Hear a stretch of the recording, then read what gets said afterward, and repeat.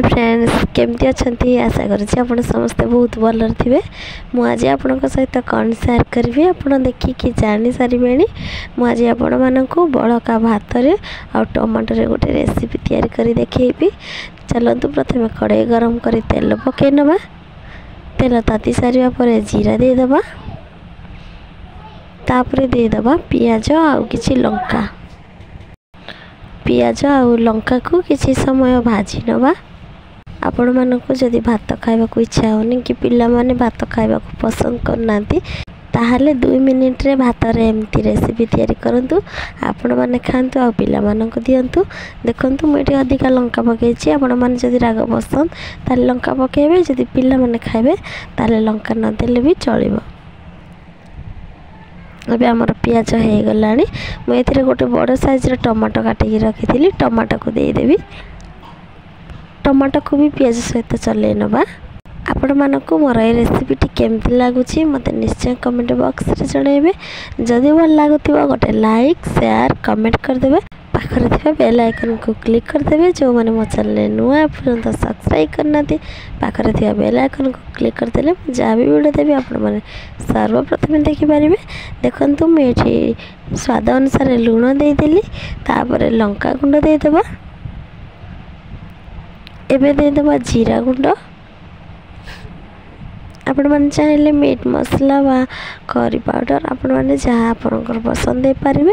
तापर दे देबा हळदी गुंड। एबे हम जेमती मसला कसंती सब को नै कसी नबा।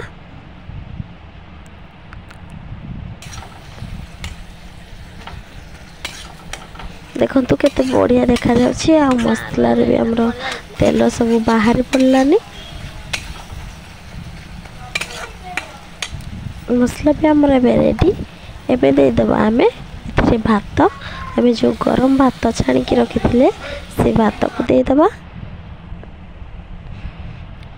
से टमाटो पियाज जो गुंड मसला देथिले सब को नहीं भल भाव में मिसई नबा। भात सहित एमती 4-5 मिनिट चलै नबा जेमती सब भात रे मसलाटा भल भाव में मिसी जीवो।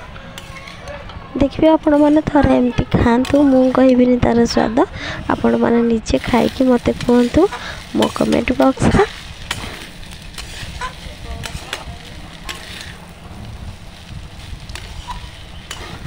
देखो केते बढ़िया है। आ खाइबा को भी यार टेस्ट भी बहुत बढ़िया होता है।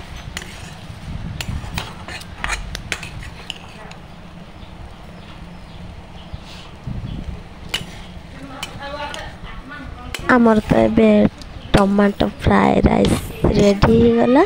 चलतु मुझे आपण मानक गोटे प्लेट को बाहर करके देखे नौछि। बेटी गोटे प्लेट नहीं जाइछि। चलतु गोटे गोटे चामच करी इतरे दे दबा। मोर वीडियोटी आपण मानक भल लगी गोटे लाइक शेयर कमेंट करदेबे। पाखरे थिबा बेल आइकन को क्लिक करदेबे। जो माने मो चैनल नुआ पर्यंत सब्सक्राइब करना पाखरे थिबा बेल आइकन को क्लिक करदेले मु जहाँ भी वीडियो देबी आपण माने सर्वप्रथम पाई परिबे। आमर से घर को आपण माने एते सारा भल पावा देथिबारु बहुत बहुत धन्यवाद। रहिली देखा गोटे नुआ वीडियो रे। नमस्कार।